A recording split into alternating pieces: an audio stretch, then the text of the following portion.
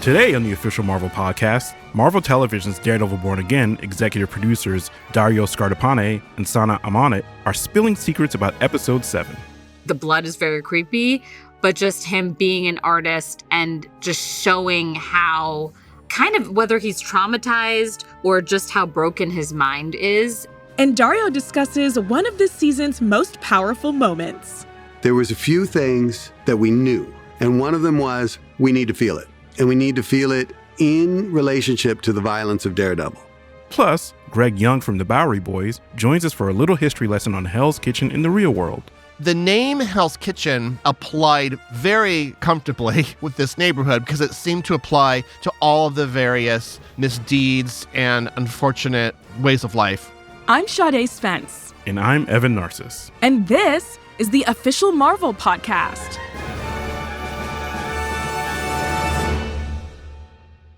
Okay, folks, Daredevil, Born Again, episode 7.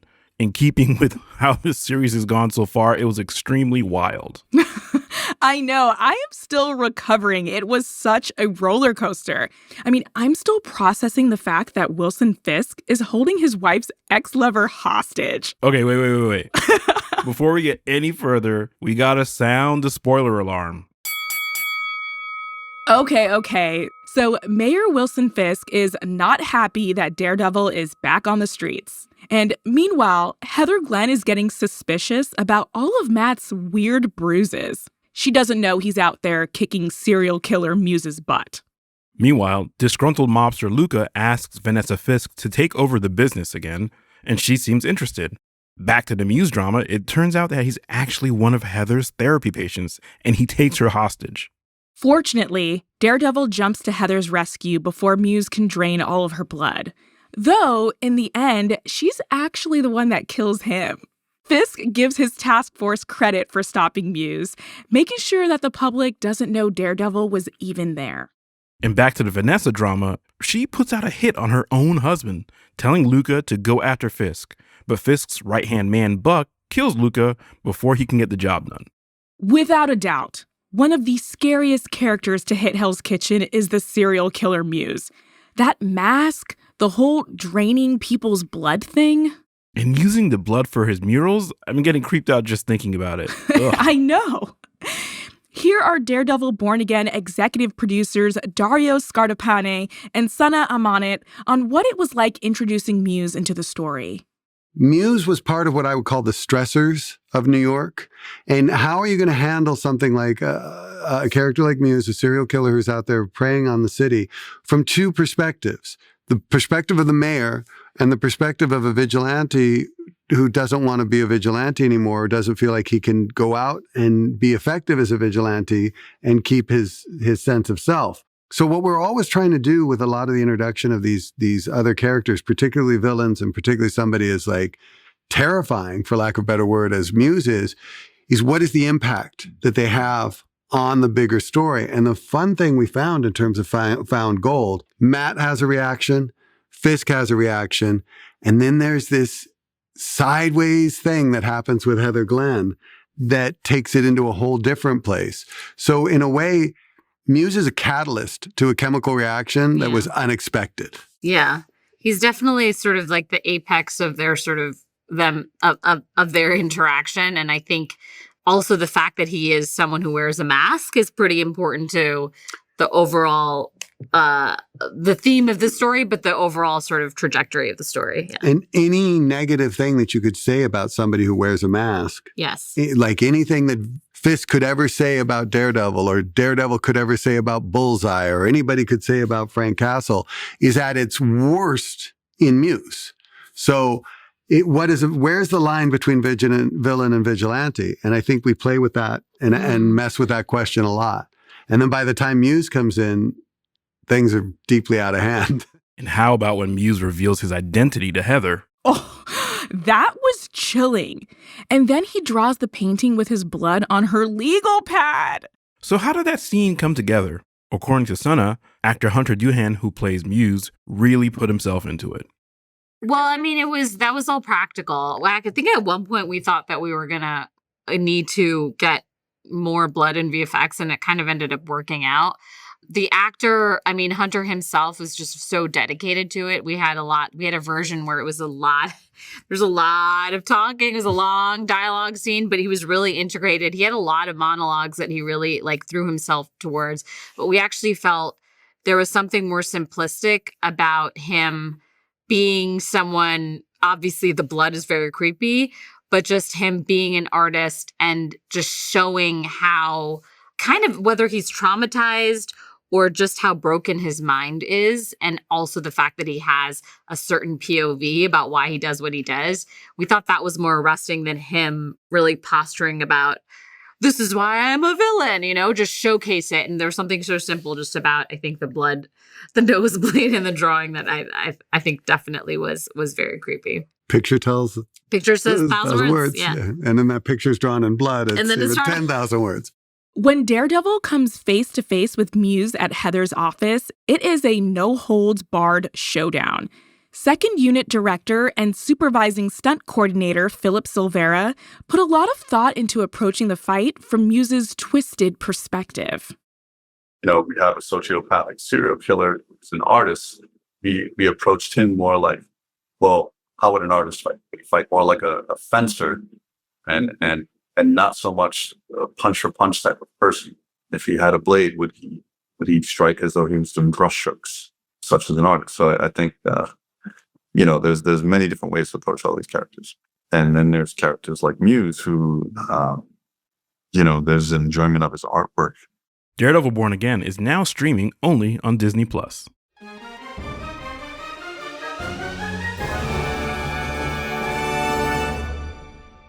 Okay, hopefully all of your episode 7 questions have now been answered.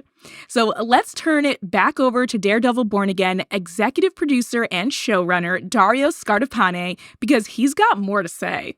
Here's Dario on what it was like creating compelling characters and bringing back old rivalries.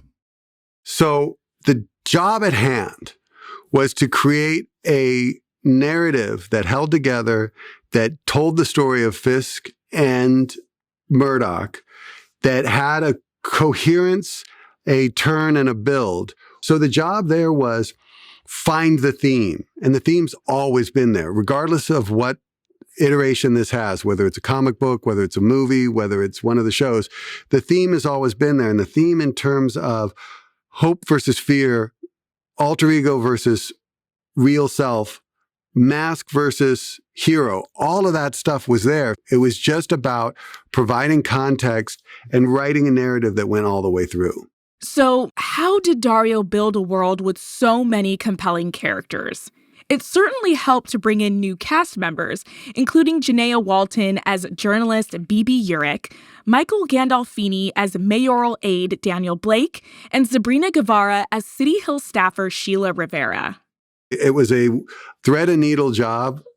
I wish I could say I've never done before. I have had these kind of jobs before, but this one was amazing. One of the tricks that I think gives this season some real spine and muscle is that we're not illustrating those character stories solely in relationship to Matt. The relationship between Bibi and Daniel has its own wild heart and soul and goes into places that you may not expect. Michael Gandolfini being like found gold, just so amazing to have him. We got these actors who those roles were very, very different at one point, but you see what they wanted to be and what that relationship wanted to be. Likewise with Heather Glenn, likewise with Kirsten McDuffie, who is from the books. So with these new characters, so to speak, Sheila's another prime example. They're in one of two camps. They're in the Murdoch camp or they're in the Fisk camp. And questions of loyalty, questions of which way are they all going to turn? What side are they going to land on? Where are all of these people going to end up? And I think that's the fun of this. We now were able to build a world that brought new people into it. And I think their stories are super interesting. One of the show's most complex relationships is the one between Wilson Fisk, played by Vincent D'Onofrio, and Vanessa Fisk, played by Ayelet Zurer. Dario explains how their marriage continues to evolve. I would say 75% of that interchange is those guys. Because the thing that's great about those two, because they've been doing it for a long time, and you set the wheel in motion.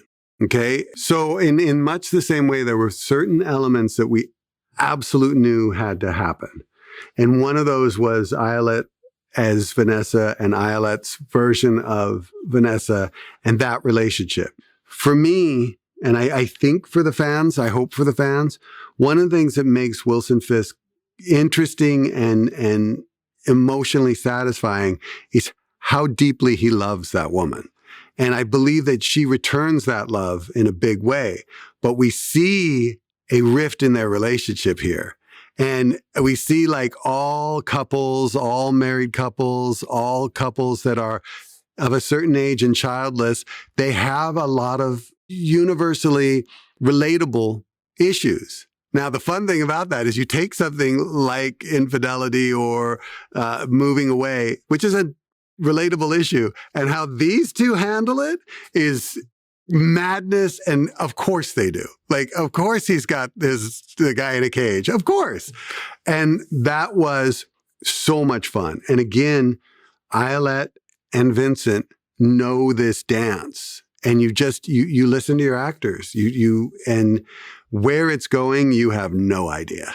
One of the most powerful moments in Daredevil Born Again was the death of Foggy Nelson. Dario breaks down how that scene came together with some help from Charlie Cox.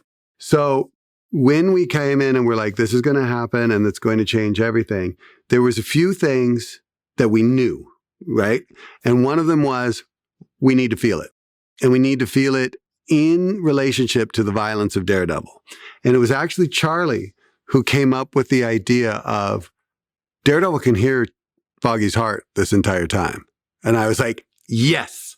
And as soon as we had that, it opened up the scene. It was like, I had always thought that it started with Bullseye coming through the window and ended with him going off the roof. That made perfect sense. And working with Phil Silvera, who I've already said millions of times, we are fanboys for each other. The chance to work together is like, you just put two demented people in a room and gave them money. You're nuts. But we knew how we wanted to do the energy of it, but it was very, very hard to get what I would call the emotion of it. And then Foggy and Karen outside. So that was the crazy thing about this. This is a oneer. We have one story happening on the ground outside and the other going on through the stairs, up onto the roof and out, landing back where everything's going on outside. And the thing that gave it meaning and cracked it open was the heartbeat. So once I knew that I was writing this to Foggy's heartbeat, the rest came together. So what can audiences take away from this series? According to Dario, one heck of a ride. If I could say, this is what I would love for the audience to take away from it, is a feeling of, we're back. These people are with us again, and they're doing things that are surprising and fun and mean something and take us on a roller coaster. And that the feeling of having the band back together for us on set, I want the audience to have that feeling and then be taken on a ride with some old friends and meet new people who feel as they've always been there. I mean, it's a crazy way of talking about a television show, but I want it to feel like we're back. We're all in this together and we're back and going on a hell of a ride.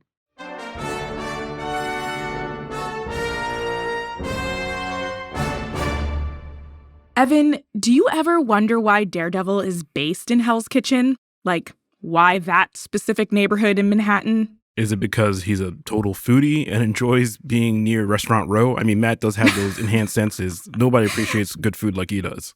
Honestly, you have a good point, and the restaurants are great, but not exactly. In fact, Hell's Kitchen was a lot different back when Daredevil was first created. And to help explain the evolution of this neighborhood, fellow host of the official Marvel podcast, Ray Lowe, sat down with Greg Young from the Bowery Boys. Ray, take it away. I'm joined by co-host of the Bowery Boys podcast, Greg Young. Can you introduce yourself to our listeners and tell them what you do? I am one of the co-hosts with Tom Myers of the Bowery Boys podcast, the Bowery Boys New York City History podcast, full name. And it's just every episode is a certain aspect of New York City. I mean, now we've kind of even expanded further, sort of the region, but like very kind of pointed histories about neighborhoods, about people, about buildings. So we talk about New York City history, a lot of New York like neighborhoods and things like that. And in a podcast form, and we've been doing it for a long time. We do live shows as well.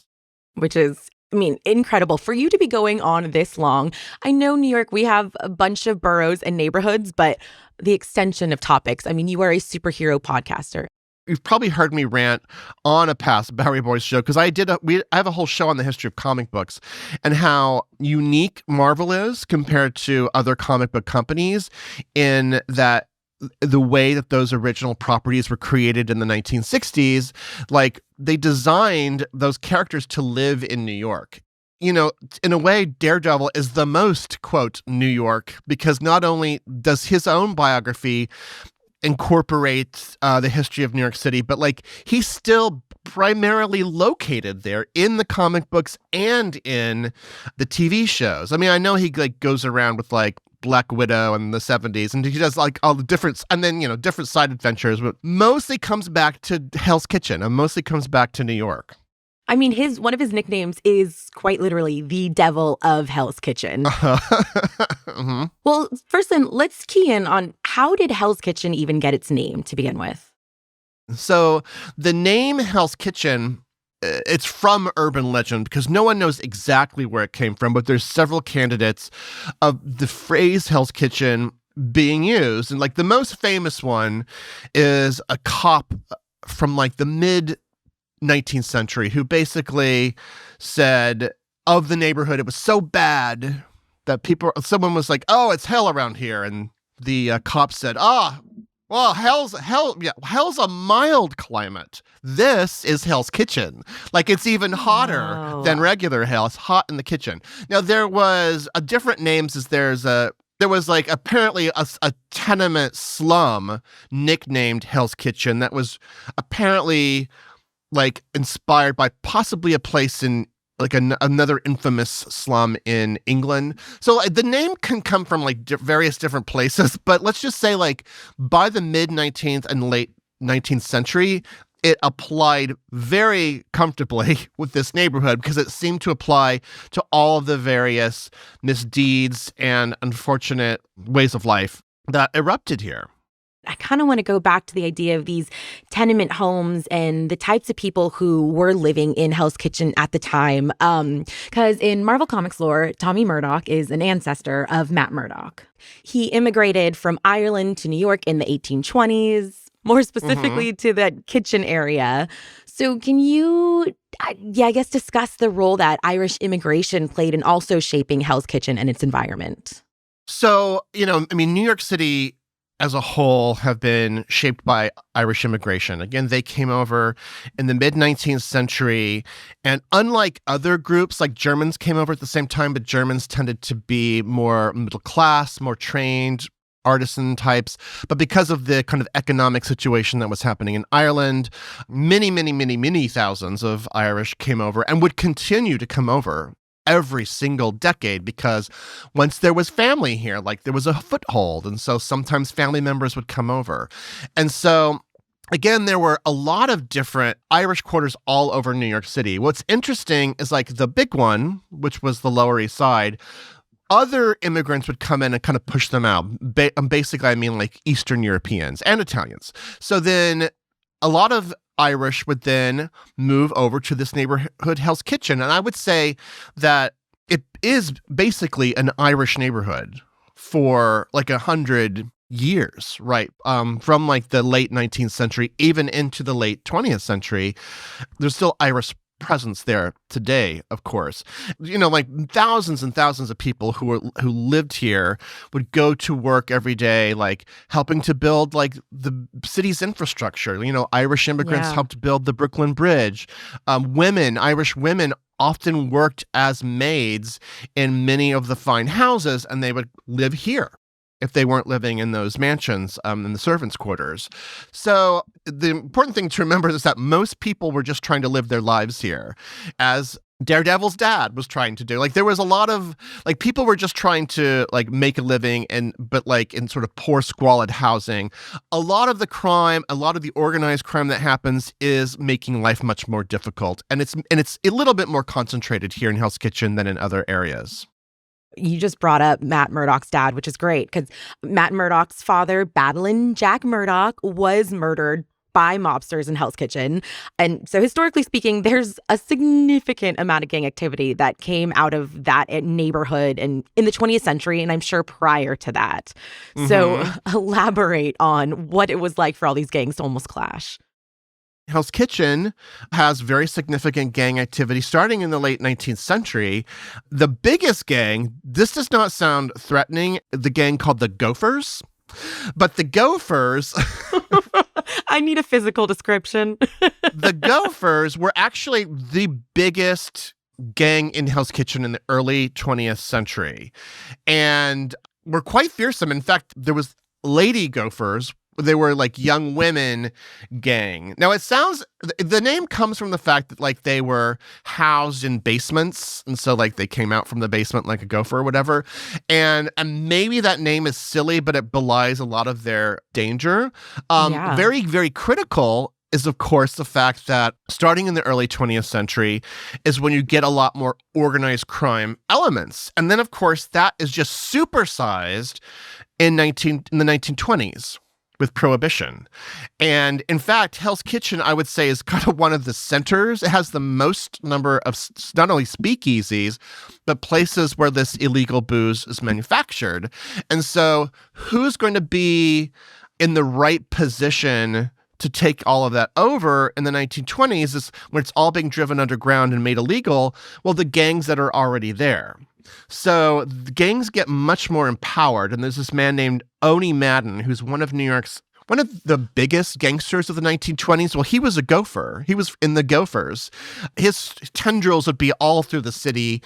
They would be up at Harlem as well. So there's already this basis of organized crime, but it doesn't let up. So then Prohibition goes away, but there's already like these vast networks of organized crime. And so they kind of keep chugging along. A lot of times organized crime, and this is very Daredevil, organized crime will have these like connections to and even control of course, the cops, but also even city council. And even up to the mayor itself, like there's been more than one scandal in New York of mayors with organized crime connections. Many of those connections leading to Hell's Kitchen, actually. And so then what you get by the 1950s and 60s, there's another kind of ascendant gang organization called the Westies. And the Westies are basically lord over Hell's Kitchen in the period that Daredevil is created. And interestingly, this kind of goes into the late 80s. I mean, think about that. Like Daredevil's created in 1964. And then by the late 80s, there's still this presence. Crime in particular, organized crime was in control a lot of the ports and the waterfront districts and everything. So there was a massive crackdown in the late 80s. I mean, you'll be very surprised to discover that it was the efforts of one intrepid attorney named Rudy Giuliani, who basically helped crack down a lot of this mob. In fact, this is kind of one of the reasons he got elected mayor in 92. So it kind of goes away. So on top of that, with the 1990s coming along, a lot of neighborhoods are getting like safer. Times Square in particular in the 1990s, it gets cleaned up. All of the theaters are closed. It becomes much more of a tourist destination. Hell's Kitchen, for those who don't know, is literally next to Times Square. It's just to the west. In fact, like throughout the story of Hell's Kitchen, a lot of the people who live in these tenements also happen to be like showgirls and actors and like, waiters from that district. It's a lot of working class people who go to work in Times Square. So part of that, by the 1990s, Hell's Kitchen kind of cleans up a little bit, partially because of that, because of some of these crackdowns. And there's obviously still crime, there's crime everywhere. Sure. Daredevil didn't fix everything. Yeah, but that reputation is no longer associated with Hell's Kitchen. So after like 150 years of being a, quote, crime-riddled neighborhood, it's a very different place today, let's just say. But that's what I find it fascinating, that Daredevil as a kind of property is still connected to that neighborhood, even though the neighborhood itself has changed. But anyway, yeah, it's a fun neighborhood. Greg, it was so great speaking with you today. Thanks again for joining us.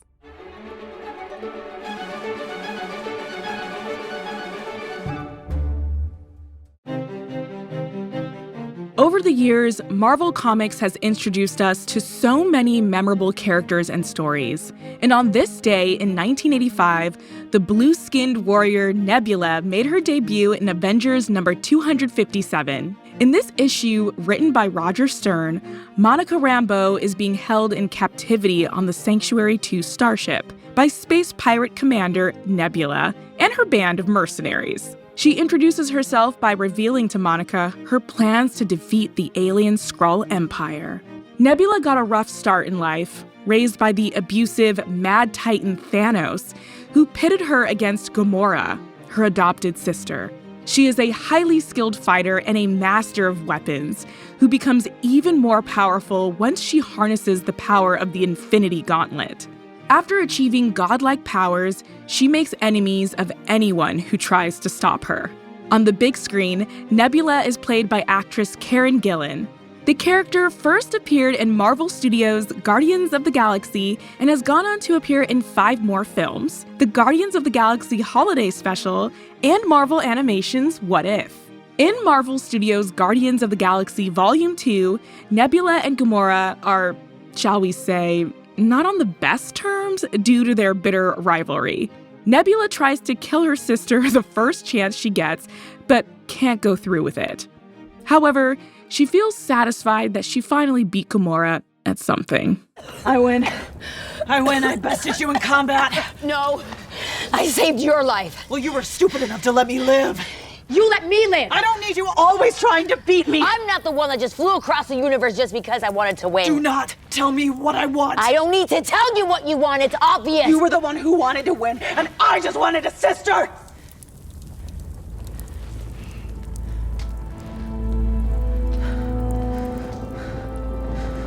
You were all I had. You were the one who needed to win. Thanos pulled my eye from my head, and my brain from my skull, and my arm from my body. Because of you. Say what you will about Nebula, but she's the tough-as-nails space pirate I'd want on my team. Guardians of the Galaxy Volume 2 is available to stream on Disney+.